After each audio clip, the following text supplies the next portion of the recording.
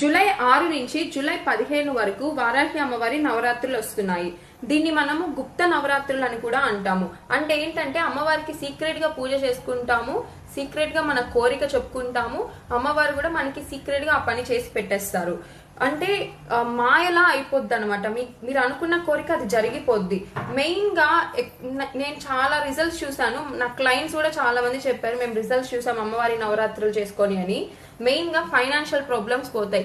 అసలు గ్రోత్ లేదు నాకు ఫైనాన్షియల్ గా, అది పోద్ది ఈ సంవత్సరం. ఇది మీరు చేయండి, ఆ సంవత్సరంలోనే మీకు గ్రోత్ కనిపిస్తుంది.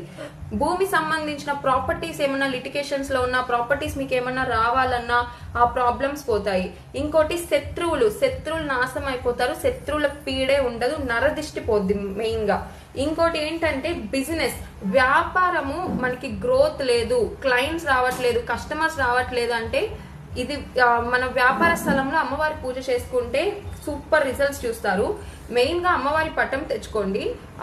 జూలై 6 నుంచి జూలై 15 వరకు నాన్ వెజ్ తినొద్దు, కింద పడుకోండి, చాలా నియమంగా ఉండండి.